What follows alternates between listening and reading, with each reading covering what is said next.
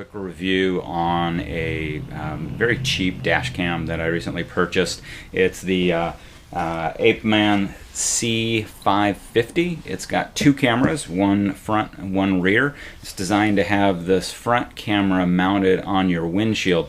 Now, full disclaimer, I'm doing something different with this dash cam, and so I'm using it for something it's not really intended for. So apologies to Apeman, but I think that some of this video is going to show the resolution on these cameras, what you can see, what you can't see.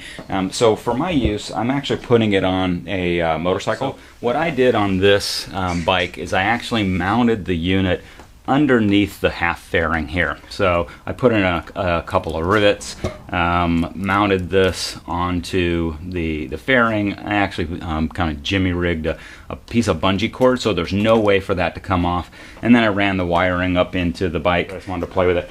Here's the rear camera. You can see it's a really small unit. This is waterproof, and it just hangs off the back.